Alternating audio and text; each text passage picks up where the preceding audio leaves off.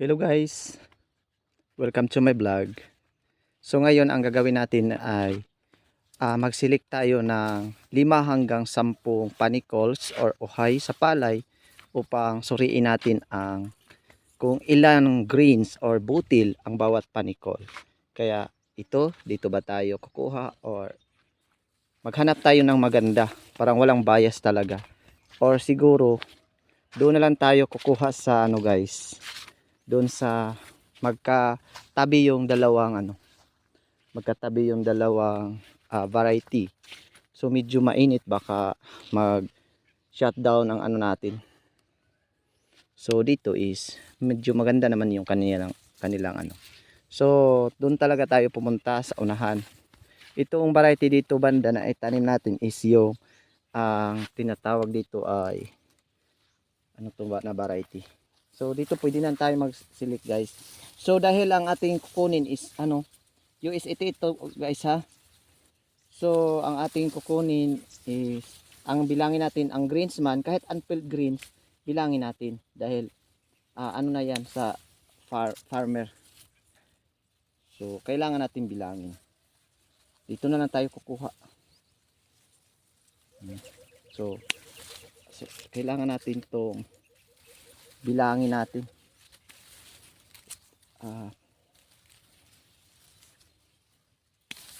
So 5 na lang, 5 bawat variety, 5 panicol. So ganyan. Yan ang ating kailangang ibilang natin yan mamaya. So papunta doon tayo sa kabila. Magkuha tayo ng isang variety na naman. So ito ay US 88.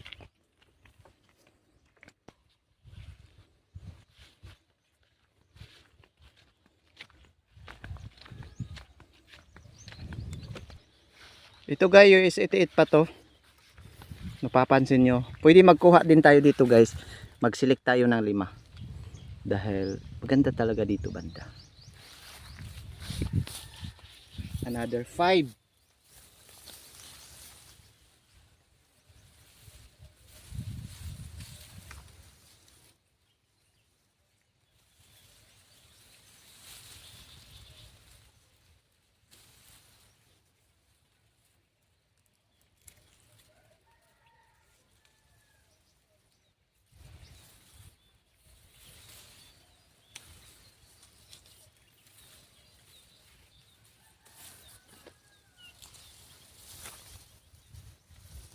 So ito na. So dito tayo kukuha na naman ng another 5 or hanggang 10 kasi pagpipilian lang natin hanggang 5 lang tayo. Pero kailangan madamihan natin dahil pipilian natin yung panicol kung saan yung mas maganda. So dito ay SL19. SL19 to mga ka-farm. So diretso na tayo. Ito yung panicol sa SL19. Wag lang nating tanggalan ng tawag dyan, dahon or yung pinakalas na dahon or flag leaf dahil yan ang magsilbing iba na variety. So ito, dito tayo kukuha. Hindi tayo pupunta sa ibang guys, yung walang cut. Mayroong cut kasi.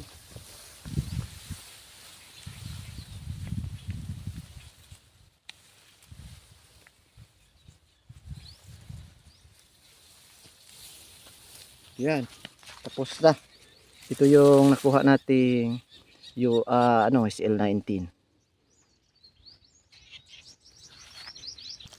Habang tayo naglalakad guys, may nakita tayong kubra.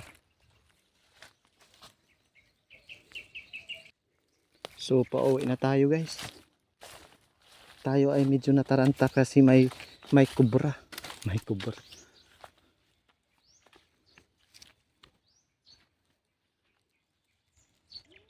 Tapos guys, ito naman yung inbreed variety. Inbreed variety na ang variety nito ay RC436. So kukuha tayo nito. Kukuha tayo dito ng 5.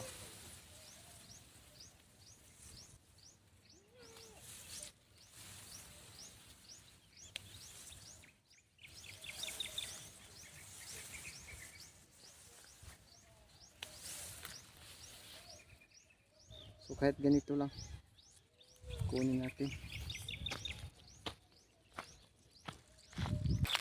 Tapos dito tayo sa Biganti Plus.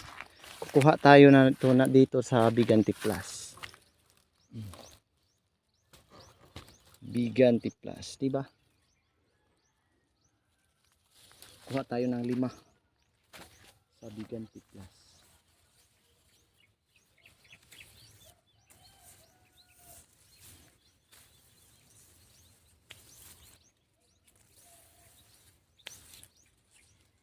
Lima na ba? Kaya lang natin ano para pagpipilian.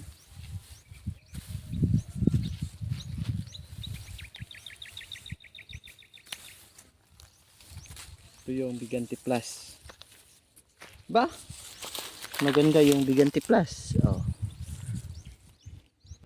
Yan ang mga ka-farm oh, na arrange na natin to. So at bibilangin natin yan kung ilang green yan, ilang greens ang nandun sa bawat panicole. So every variety na siya ay 5 nga panicoles or ohay. So ato na ni siyang i-post no din, ato din siyang ato ni siyang horizon din ihapon. I-count nato din i-divide into 5. Ug pila ka porsyento ang bawat panicole, guys. So yun lang ang ating tirada. So magkuan sa tanong. Nganlan sa nato na siya kini ang US 88 is L19 Biganti Plus din ang inbred rice variety nga mao ang 436. So maglabel sa tanong. So guys, mauna ni siya akong gilabila na sila. Hibalaan na siya nga kinindiri ang hybrid US 88, din diri hybrid is L19. So diri hybrid Biganti Plus din inbred RC436. So yan. Bilangin na natin yan. So ganito guys, bilangin natin to sa pamagitan ng ano, kahit yung walang laman ay kasali pa din to kasi greens ang bilangin natin. So ganito lang yan guys. Mura siya ka ng manual lang taba. Manual.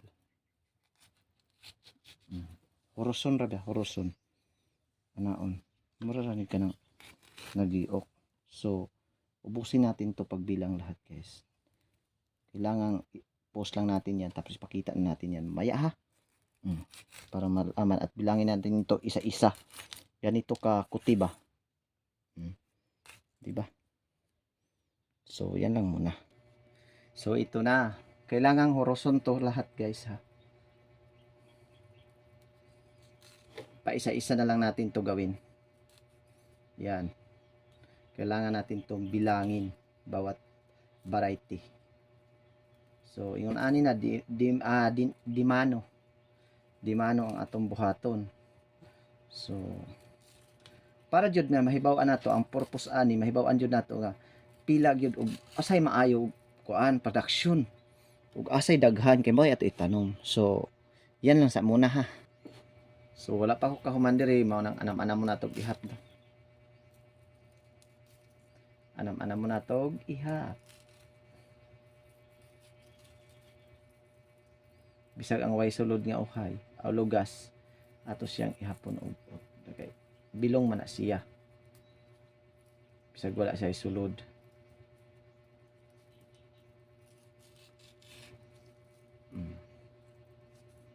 Mani siya guys. So di lang yung basta-basta bitaw nga magkuan magtanom, kinahanglan pud ta mamili og asa puy maayog abot o taas og yield nga variety. So naagyod sa pagpangita nato og kuano kanang select og seeds or binhi. Kung unsay angayan og dapat itanom og suitable pud sa atong area. Ana.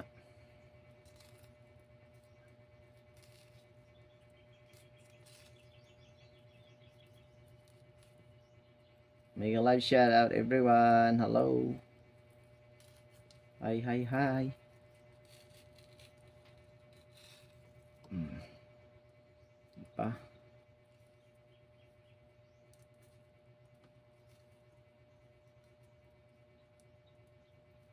Okay, kuhaon man natong average. Kuhaon natong average. So nag-start na ako count guys ha. Giuna na ko yung Biganti Plus.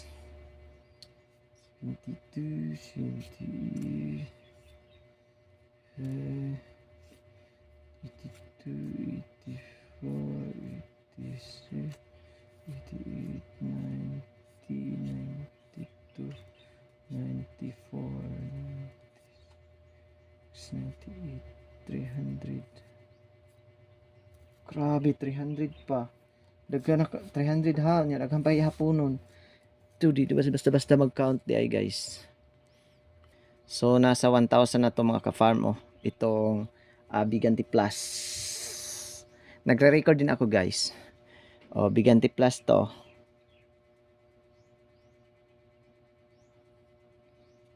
Biganti Plus. So yan lang muna. Ang inabot ng Biganti Plus is nasa 1,545. So, total sa hybrid Biganti Plus guys is 1,545 grains in 5 panicles na ha, or ohay. So, dito na tayo mag-start na naman tayo sa tawag dyan sa SL19. So, medyo madali lang to kasi konti lang sila kasi ang kaibahan dito is malulusog ang kaniyang grains or dagko ba, unlike sa Biganti Plus. O, diba? So ito na guys ang greens sa medyo maliit lang siya, di ba? Pero mabigat siya kumpara sa Hindi madali lang to, bilangin na natin to guys. Ito yung SL19. So grabe guys, mayroon malakas na ulan. Grabe Di pa tayo nakapagtapos, nasa SL19 pa tayo.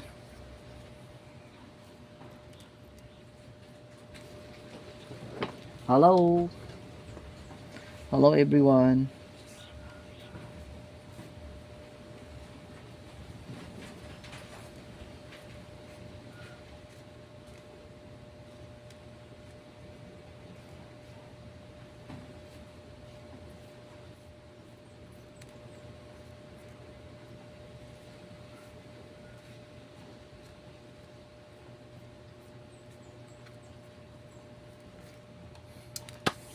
Shout out, grabe kusog kayong hangin oy.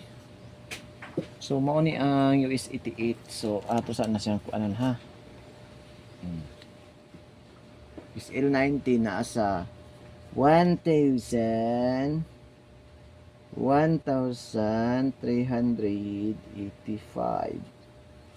US L90 na ha. Natay mga record. So grabe. Makapanis siya atong kuan ha. Sa next round na lang po ang maabot guys. So thank you so much for watching. So makapanas siya. Bye muna. Ingat sa lahat. Thank you so much.